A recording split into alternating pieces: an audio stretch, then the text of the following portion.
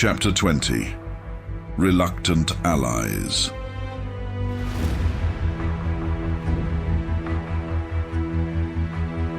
The truth has the ability to survive. Silence, secrecy, and death. Irim the Wise. Haram Dwarf.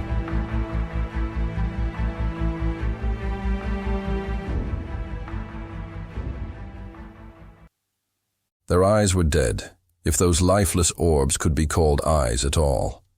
Yet a strange, inhuman glow seemed to nestle within them, as if these dry, cold spheres were the last redoubt of any real existence within these walking bone carcasses.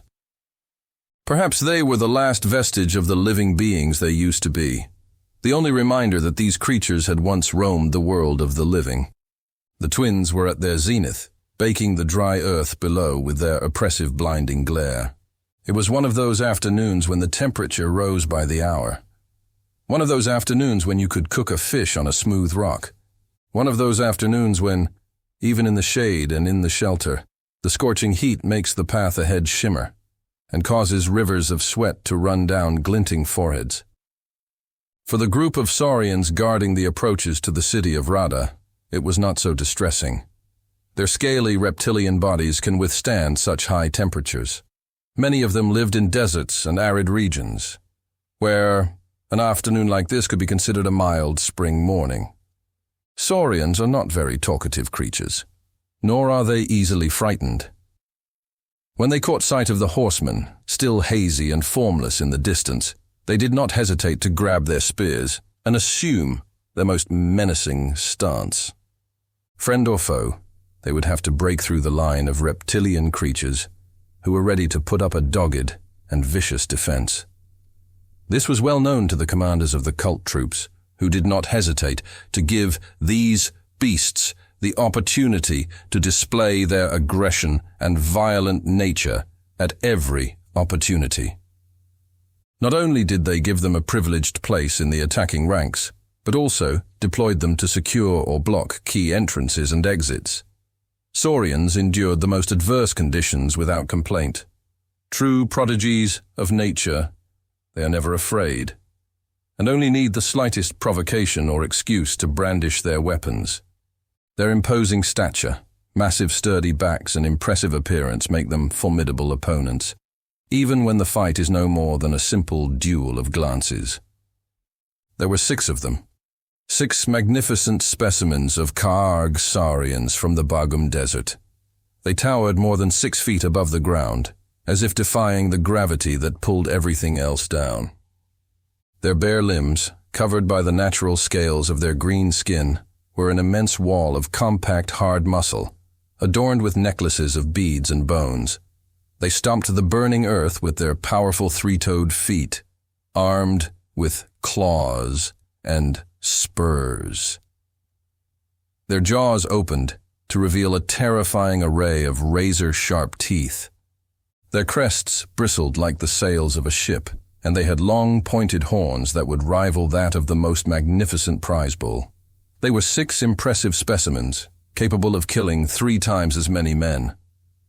Some were deployed on the solid ground in front of the ramparts to guard the gate. Others manned the flanking turrets, alongside a section of cult archers and a goblin horn player.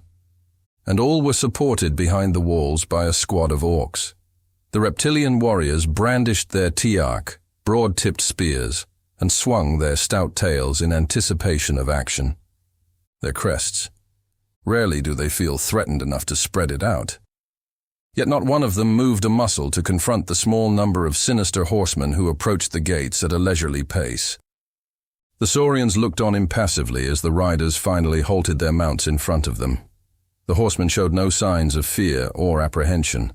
They numbered less than a dozen. Their bodies were wrapped in long scarlet cloaks covered with jagged black markings, the harsh shapes and lines of which seemed to represent the symbols of some ancient ancestral code. The pattern evoked the sinister calligraphy of a demented mind. The folds of the cloaks fell in waves over the steeds, spilling down the animal's back like a veil of a newly-wed bride. No coat of arms, no rank. Nothing to identify them but the grim black scribbles that adorned their robes. Faces were barely visible beneath their shrouds. They were led by a tall figure, draped in a long, dark cloak. His forehead was crowned with a broad-brimmed hat, decorated with thick white plumes that obscured his inhuman features. Only a single lock of orange hair escaped the shadows, enveloping him, betraying the only faint hint of color under Yelm's fiery gaze. He looked solemnly from the brim of his hat at the formidable reptilian warriors standing before the gate, and then at the pack of orcs, peering through the rusty iron bars of the portcullis. More guards joined them, although the riders didn't seem to be perturbed by the obvious numerical superiority of the soldiery ranged before them. None of the riders carried weapons, nor, apart from their disturbing garments, did they wear any armor that would protect their bodies from enemy steel. And to travel like that in these times of darkness and desolation, one had to be either very stupid or very powerful. One of the sinister riders spurred his mount forward a few paces in front of his companions and raised his arm. Open up, he croaked in a hoarse, hollow moan, a voice that could only originate from the rotting larynx of a dead man. The reptiles glanced at each other. Their crests fell back on their necks.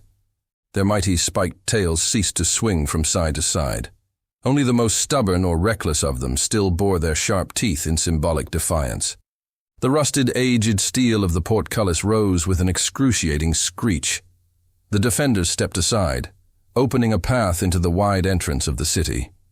The huge horseman in the hat spurred on his mount, a mighty demon steed which was just as dark and colossal as its owner. The rest of the ghostly company shook their bridles, which were nothing more than pieces of rotting flesh on the skeletal frame of their steeds, and moved off with deceptive awkwardness. They advanced into the city, past the terrified Saurian guards and the company of orcs.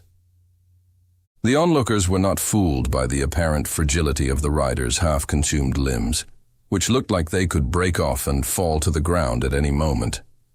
Then the city appeared before their dead eyes. A city that had once been alive, but in which, like the riders themselves, only shapeless, withered ruin now remained, a semblance of life that had long since ceased to exist.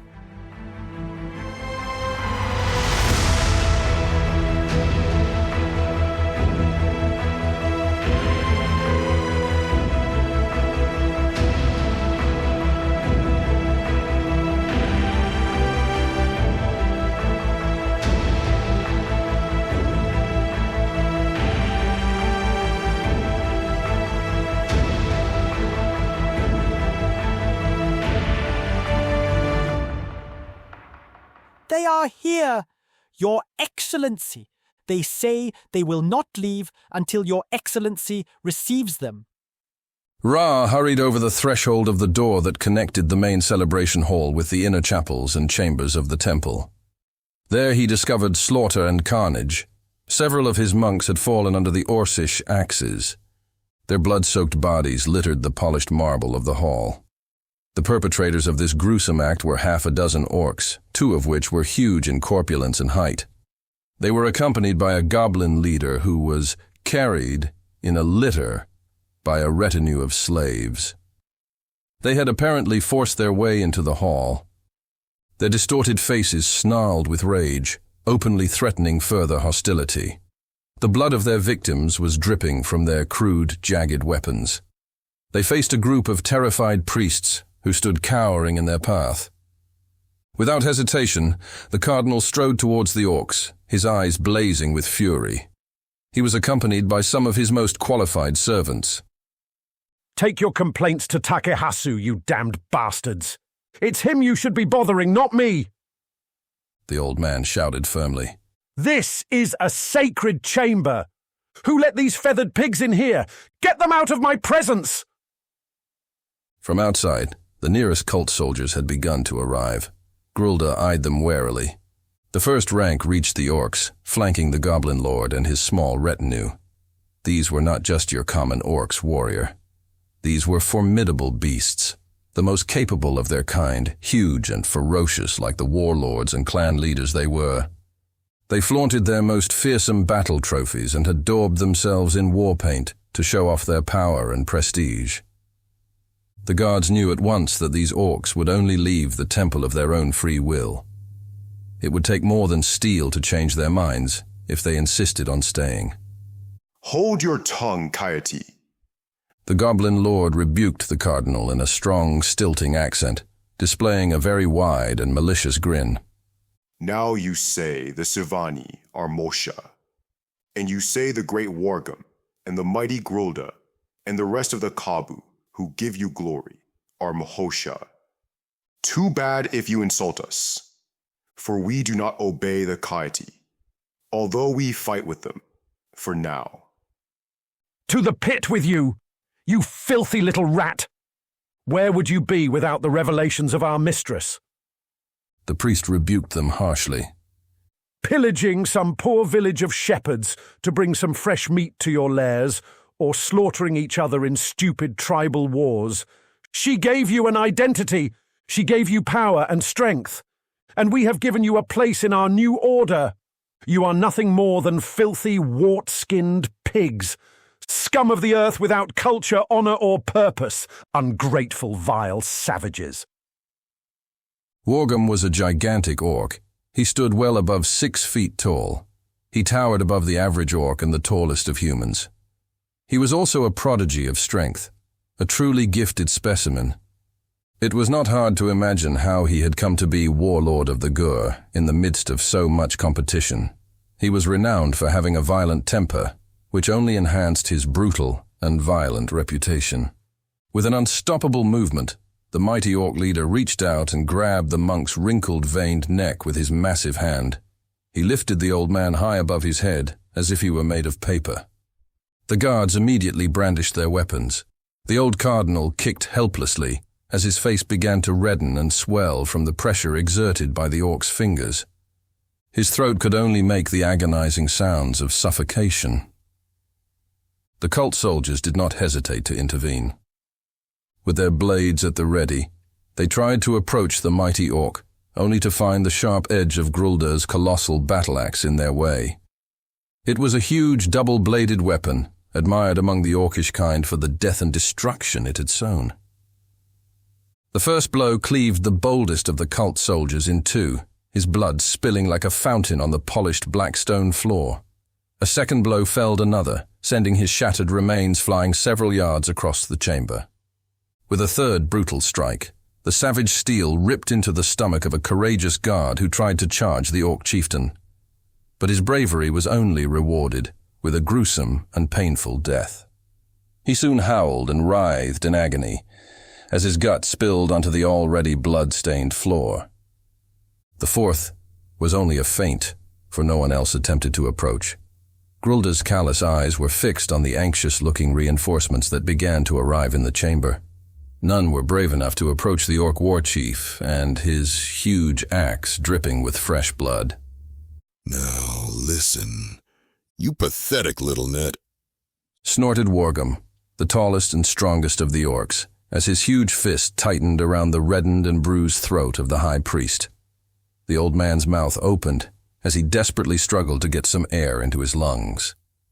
Our axes hear the voice of Nemesis through the mouth of Morkos. And when the Nemesis tells us to listen to the Uglaga, we listen. When he tells us to obey the Uglaga, we obey. So, pray that he never tells us to feed on the Uglaga, for on that day, we will make a feast from your flesh and bones. On the battlefield, your pale head would be nothing without our mighty axes. It is our iron that is stained with blood. It is our iron that kills your enemies. Remember that. Ra's eyes were red and swollen, as if they were about to pop out of their sockets.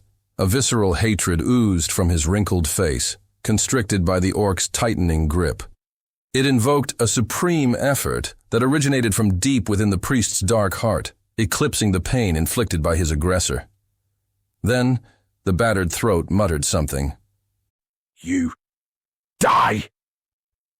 The orc's eyes flared brightly like burning red stones, and his head jerked back as if something had exploded inside him. The mighty leader did not even have time to howl in pain. His huge frame collapsed in a heap to form an inert mass of muscle and flesh on the floor. As the great wargarm fell, the priest was released from his grasp and fell hard onto the surface of the patterned floor. For a moment, the old man sat rubbing his throat, gasping and coughing convulsively. It was not long before he raised his ominous pupils in a look of contempt and defiance. Even in Grulda's merciless eyes he found the cold shadow of fear. "Begone, you beasts!" He shouted with burning fury, the veins in his neck ready to burst. "Get out of my temple, you animal scum, or I swear you will regret it." The creatures looked at one another. Their confidence had evaporated. They now understood why everyone feared and avoided the old man. Grulda looked at his dead companion. The most feared of the orcs lay motionless on the ground. Threads of blood oozed from his thick nostrils and ears, staining the decorated tiles he was lying on.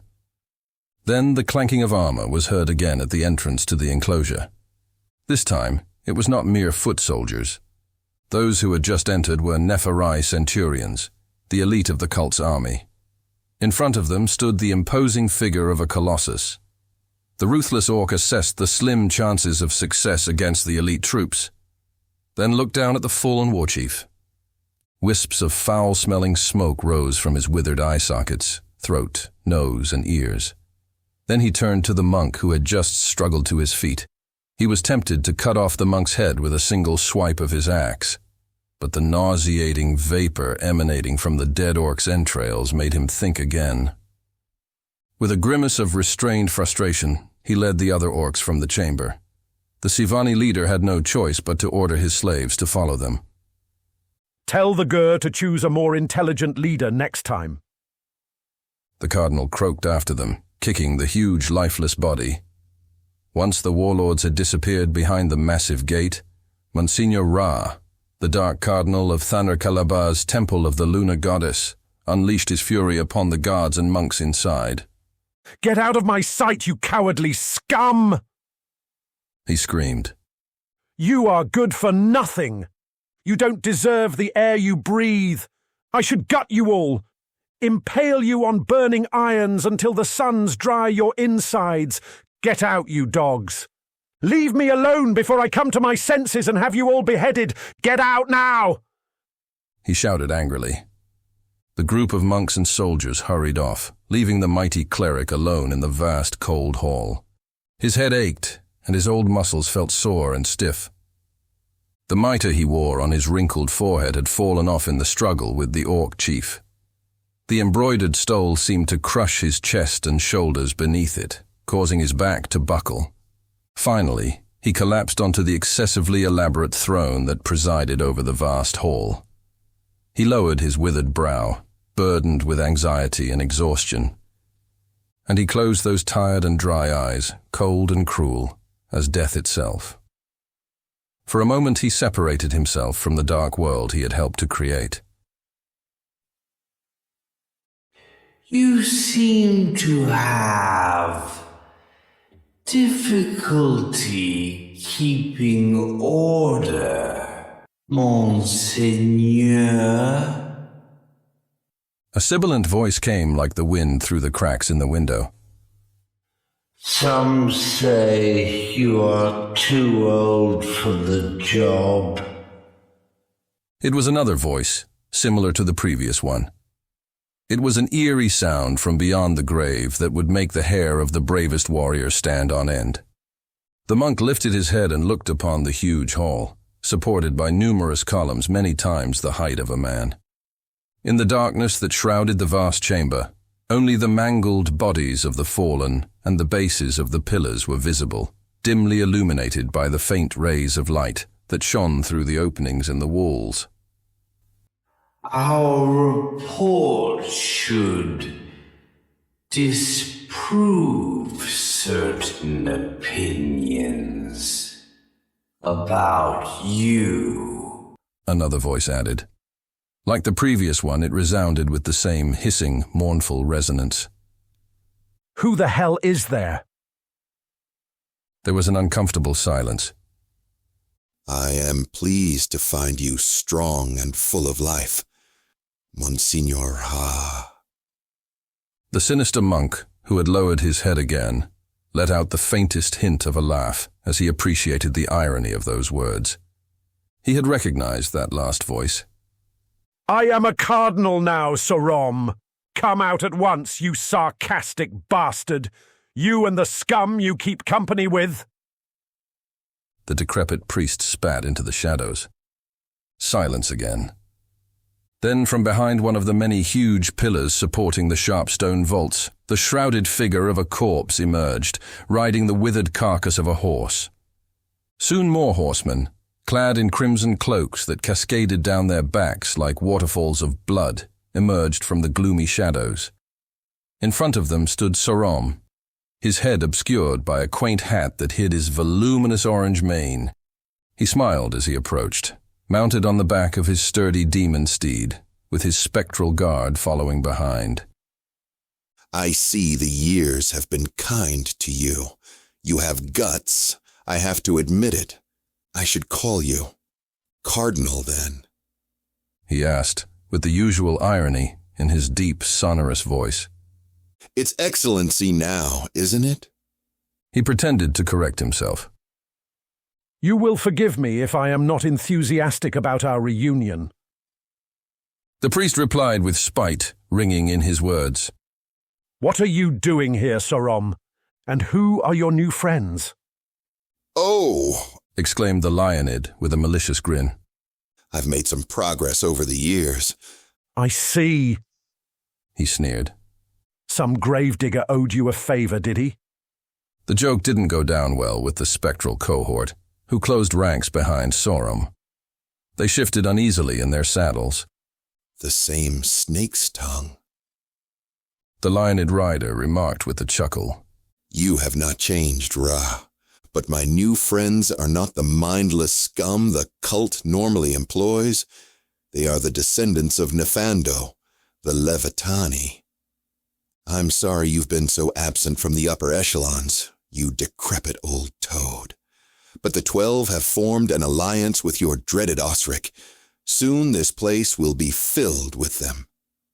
And you've come to parade yourself before me like an old whore, Sorom? A long journey for such a vain display of arrogance. You should be kinder to your partner, Ra. Osric wants us to work together again. Before that, he'd have to skin me alive and rub me in salt. Well, Sorom added, you never know. So I advise you to be careful what you wish for.